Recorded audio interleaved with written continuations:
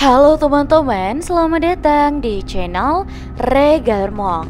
Pada kesempatan hari ini, kita akan membahas sebuah alur cerita film yang berjudul City Under Siege.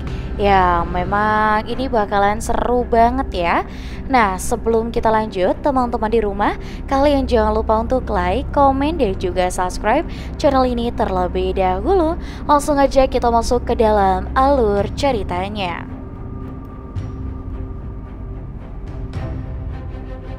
Berlatar di negara Cina pada masa Perang Dunia Kedua, cerita diawali dengan memperlihatkan laboratorium biokimia bawah tanah milik Jepang yang ada di negara Cina, di mana mereka sedang melakukan eksperimen terhadap serum yang bisa meningkatkan kekuatan fisik dengan tujuan untuk menciptakan pasukan tentara yang tak terkalahkan.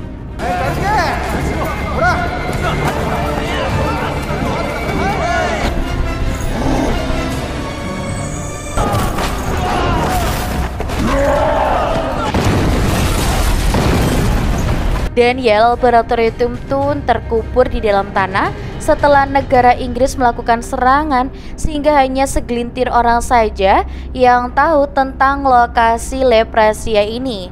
Dan cerita pun beralih ke tahun 2010, di mana cerita ini akan berfokus kepada seorang badut yang sedang menjadi pembawa acara bagi teman-teman sirkusnya yang sedang tampil, di mana badut ini diketahui memiliki banyak bakat terpendam, yaitu melempar pisau, tetapi karena tidak pernah diberi kesempatan untuk tampil, maka bakatnya ini hanya menjadi sesuatu hal yang sia-sia saja.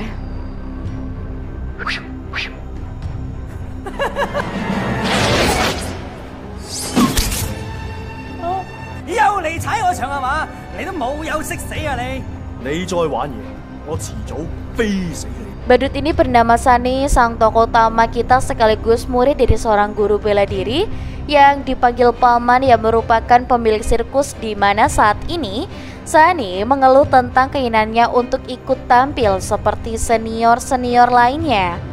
Tetapi sang paman tidak memberikan izin karena beliau sudah mendapat wasiat dari mendiang ayah Sunny untuk menjaga dan merawat Sunny sebaik mungkin.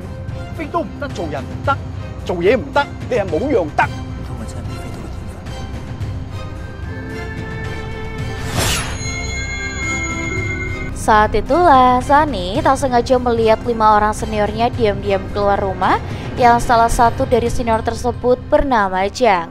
Dan ini orangnya ya.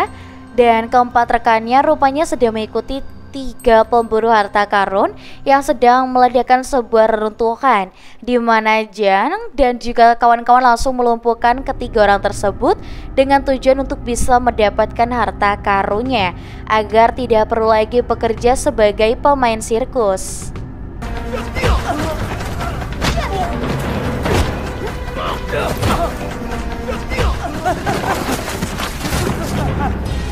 Ya, Sunny pun di sini tak sengaja digubrak dan akhirnya ketahuan. Awalnya mereka berniat untuk mengusir Sunny pergi, tetapi Jang memiliki sebuah ide untuk memanfaatkan Sunny ikut masuk ke dalam lubang bawah tanah tersebut. Oke?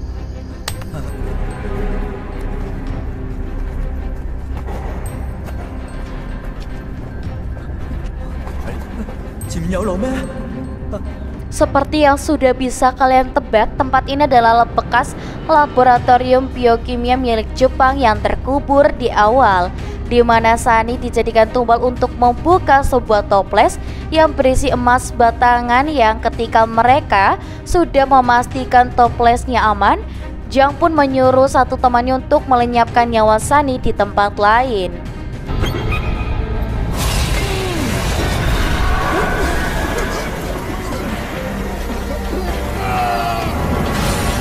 Dan ya, alih-alih akan kaya raya, Zhang dan kawan-kawannya pun tak menduga jika toples lain berisi gas beracun yang membuat mereka semua terkontaminasi, termasuk Sunny yang berhasil selamat, dan justru teman Zhang lah yang tewas terjatuh dari atas.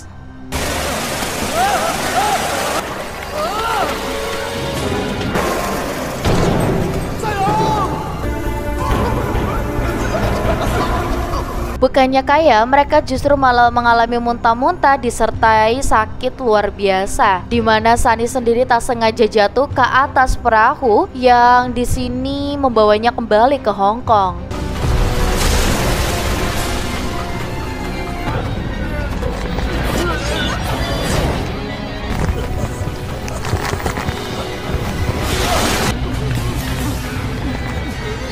Akibat gas biokimia tersebut, Sunny mengalami efek samping berupa perubahan fisik yang membuat tubuhnya membengkak.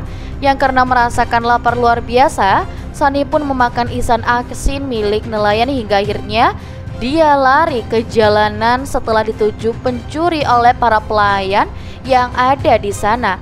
Maksudnya nelayan ya.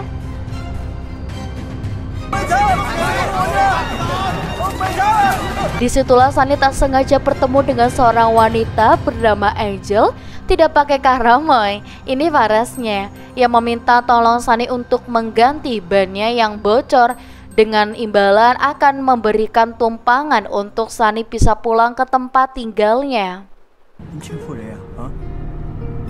Angel,喂，你條蟹啊？唔係啊，拜拜。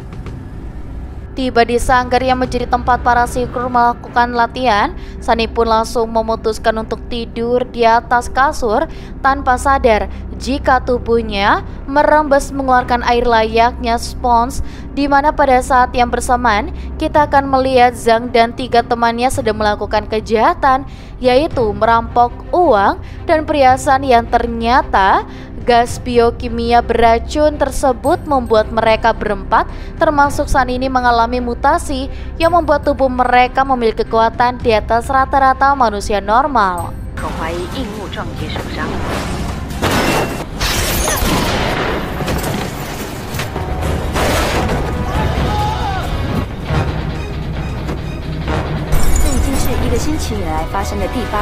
Keesokan paginya Sunny pun terkejut dengan tubuhnya yang kembali normal dengan sendirinya, di mana dia memutuskan untuk menghubungi si paman yang ternyata masih berada di luar kota melanjutkan show sirkusnya. Saat ini Sunny mengalami sebuah fenomena unik ketika dia bisa melihat lalat bergerak sangat lambat. Ya, rupanya gas biokimia tersebut membuat jantungnya berdetak sangat cepat melebihi manusia normal, sehingga membuat Sunny seolah melihat lalat tersebut bergerak secara slow motion.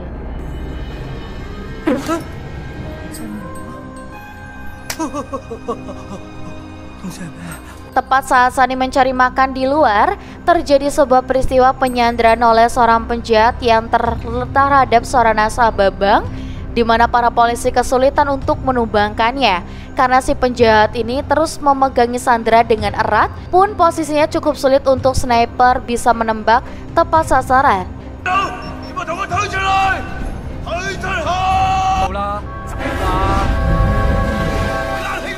Tak diduga, Angel yang seorang jurnalis pun kebetulan berdiri di samping Sunny yang kini sudah tidak gemuk lagi, sehingga Angel pun sama sekali tidak mengenalinya.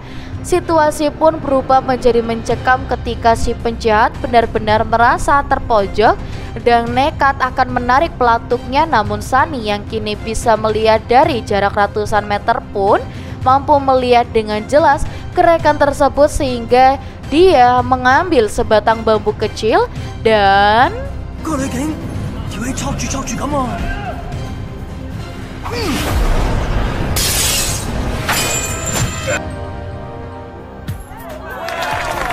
ya, Sunny pun langsung jadi pusat perhatian termasuk dari para wartawan, sehingga Angel mencoba untuk menyelamatkannya dengan membawa dia ke dalam mobil dan pergi menuju ke tempat tinggal Sunny.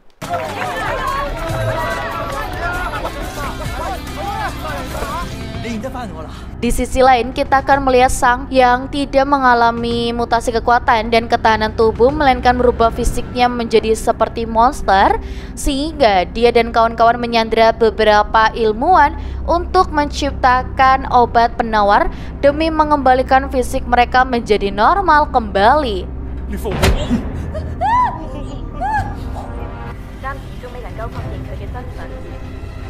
Dan betapa terkejutnya Zhang saat melihat Sunny masih normal tanpa ada perubahan fisik sedikit pun, dimana si ilmuwan menyimpulkan jika racun akan bereaksi berbeda terhadap setiap tubuh manusia dan mungkin saja tubuh Sunny memiliki antibodi yang cukup untuk melawan perubahan fisik pada tubuhnya.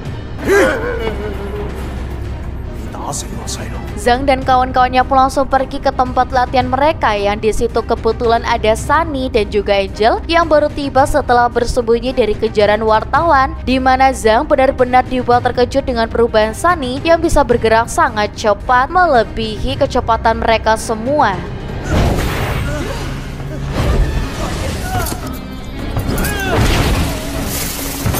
Dari situ terjadilah pertarungan luar biasa antara Sunny melawan Zhang dan kawan-kawan yang juga memiliki kemampuan di atas normal. Ya meskipun Sunny memiliki kecepatan dan kekuatan melebihi mereka semua tanpa strategi dan keputusan yang tepat, hanyalah mas-mas biasa yang mempunyai kemampuan super.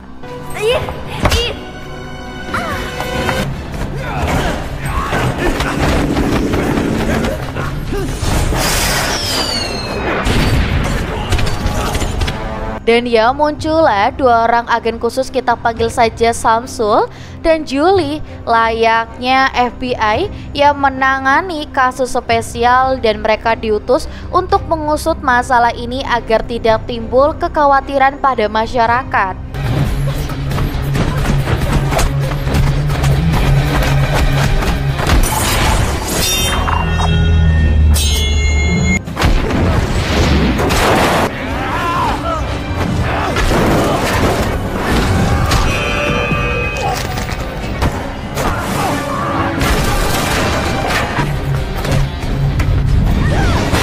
Dan saat itulah Sunny yang merasa terpojok tiba-tiba mengalami reaksi yang tidak terkendali ketika dirinya mengcosplay diri seperti Wolverine dengan mencapit beberapa pisau di selai jarinya, yang karena pada dasarnya Sunny menguasai jurus lempar pisau. Dia pun beradu kemampuan dengan Zhang yang sama-sama handal dalam menggunakan jurus tersebut.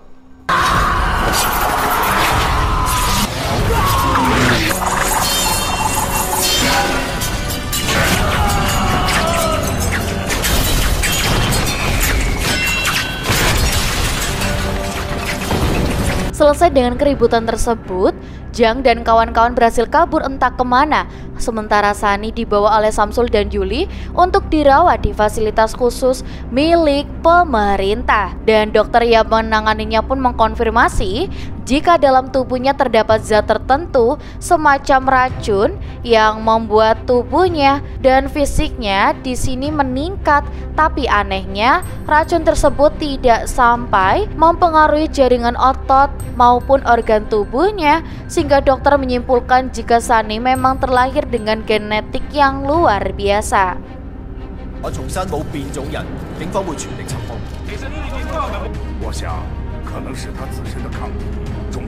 Dan sebagai seorang jurnalis yang peka terhadap berbagai kejadian aneh dan unik, Angel pun menyarankan agar Sunny dijadikan ikon pahlawan untuk membangun kepercayaan masyarakat terhadap para penegak hukum, yang dengan tersebut disetujui oleh Bapak Kepala Polisi agar Sunny dipublikasikan secara luas sebagai sosok pahlawan yang membela keadilan. 我有好豐富嘅傳媒經驗，我可以做佢經理人。做大俠經常要交際應酬，追追逐逐。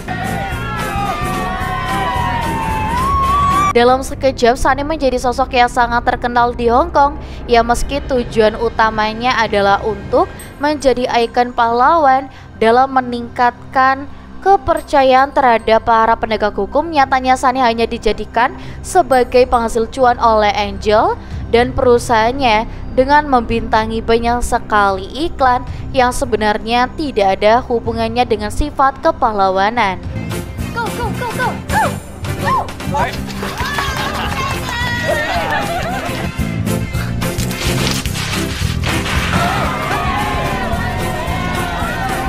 Hal itu pun sempat dikomplain oleh Samsul dan juga Julie yang khawatir jika munculnya Sunny ke publik bisa memancing Zhang dan juga kawan-kawan semakin murka dan berbuat onar.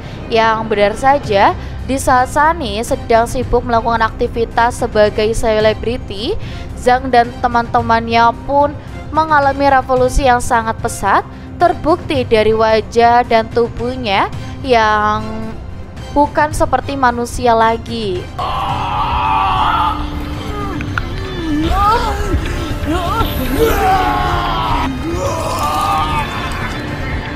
Pada suatu malam di sebuah pesta kita akan melihat Yuli dan Samsul yang sedang mengobrol berdua, yang akhirnya di sini mereka diketahui sepasang kekasih yang sudah tunangan dan sebentar lagi akan melangsungkan pernikahan agar kekhawatiran dalam diri Yuli tentang tugas mereka mengawal Sunny karena musuh yang dihadapi bukanlah manusia biasa melainkan monster yang bermutasi, sehingga Yuli ingin meminta bantuan kepada pusat untuk sebagai peningkatan keamanan, tetapi Samsul yang memiliki ambisi besar untuk menjadi yang terbaik pun menolak untuk melakukannya dan ingin menjalankan misi ini tanpa bantuan siapapun.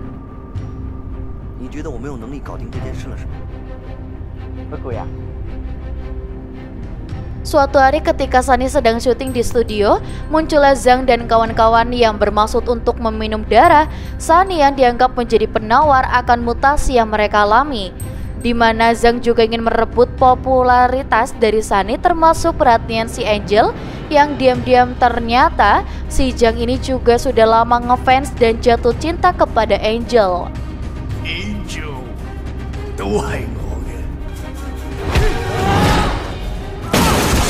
Sementara Sunny dan juga Zhang sedang sibuk bertarung dalam studio, kita akan melihat Samsul sedang bertarung melawan satu mutan bernama Luan yang di sini kita akan diperlihatkan dengan satu kelebihan Samsul yang cukup spesifik, yaitu akupuntur dan totok syaraf, di mana Samsul menggunakan kemampuan atau kelebihan tersebut untuk menumbangkan Luan sehingga dia mengalami paralysis alias tidak bisa menggerakkan otot tubuhnya.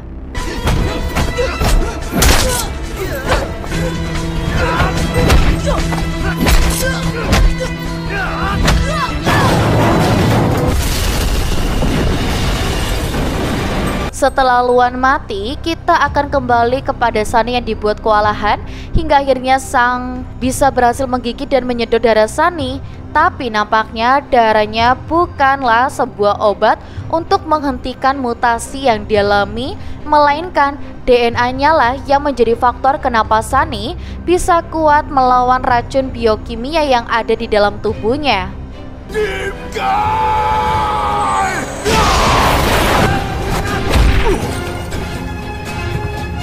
Saat itulah muncullah Samsul yang berambisi untuk mengalahkan si Zhang, di mana Yuli tunangannya meminta agar Samsul segera pergi dan tinggalkan saja tempat ini. Namun ambisi dan keegoisan rupanya sudah menguasai pikiran Samsul untuk tetap bertahan dan mencoba menggunakan jurus yang sama untuk mengalahkan si Zhang.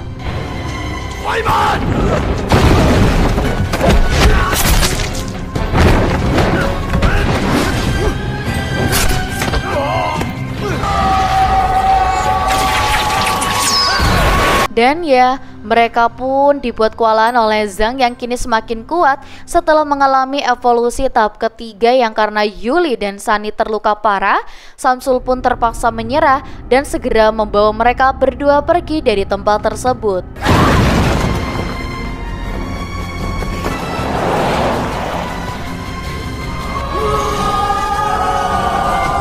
Karena Yuli sempat terkena serangan di bagian vital, dia pun harus tetap tewas di perjalanan yang padahal 2 hari lagi mereka akan melangsungkan pernikahan, sehingga Samsul sangat terpukul sekaligus menyesal dengan kematian Yuli akibat ambisi dan keegoisannya yang keras. Hulu tidak mengindahkan permintaan Yuli tadi.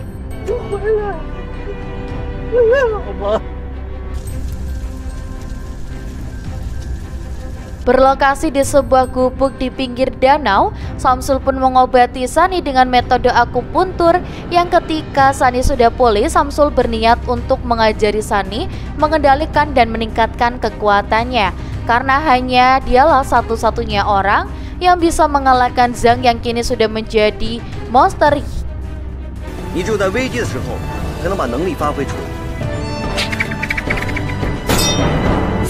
我会告诉你张大初的死穴。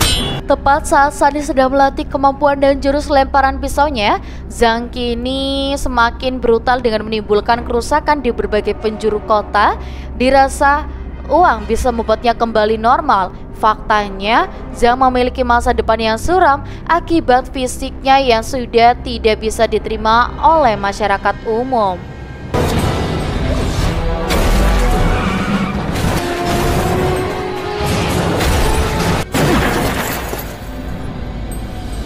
Angel sendiri setiap hari hanya menangis meratapi penyesalan yang sudah memanfaatkan Sunny untuk kepentingan pribadi dan perusahaannya. Yang karena ingin menembus kesalahan, Angel pun menemui pihak kepolisian dan setuju untuk memancing Sunny si Zhang ke suatu tempat agar polisi bisa menangkap Zhang di lokasi tersebut.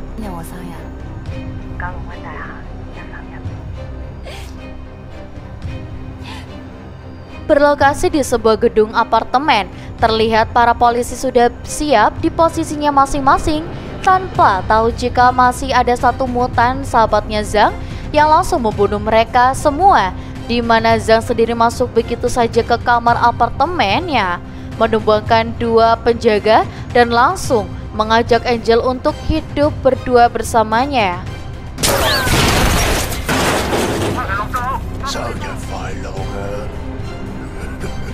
Tak sudi harus hidup bersama dengan monster berwajah butut, Angel pun memilih untuk menjatuhkan dirinya bersama Zhang yang ketika mereka berdua sedang terjatuh bebas dari atap gedung, tiba-tiba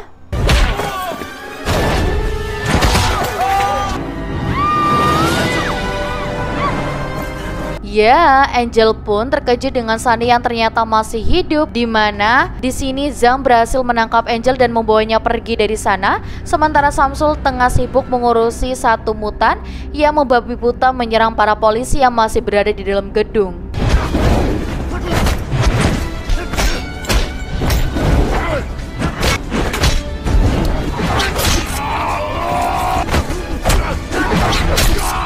Sadar jika serangannya tidak berguna terhadap mutan, Samsul pun memutuskan untuk mencari solusi lain, yaitu meledakkan dirinya bersama si mutan.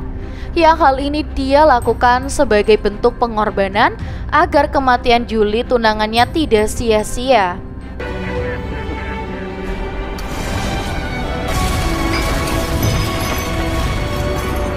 Kembali ke Zhang yang berhasil mengejar Zhang dan sempat merebut Angel, di mana mereka berdua kembali adu lemparan pisau dan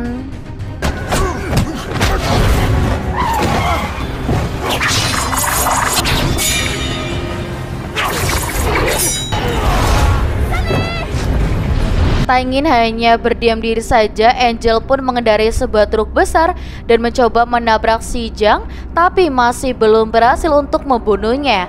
Masih belum puas dengan lemparan pisaunya, mereka berdua lagi-lagi mengadu kemampuan lemparan, yang ketika Zhang yang mengarahkan lemparannya untuk menyelamatkan warga sipil yang terjebak, Zhang pun mengarahkan lemparannya ke tepat ke tubuh Sunny, tetapi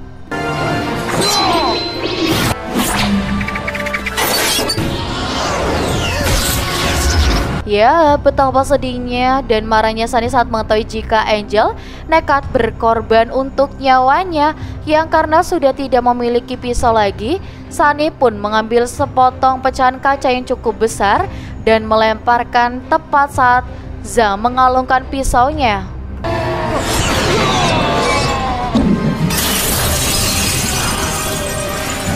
Sunny pun segera mengeluarkan pisau dari pawinya, lantas dilemparkan pisau tersebut kepada Zhang yang tepat mengenai tulang cungcurungannya alias tulang ekornya, yang ternyata disitulah letak kelemahan si Zhang ini.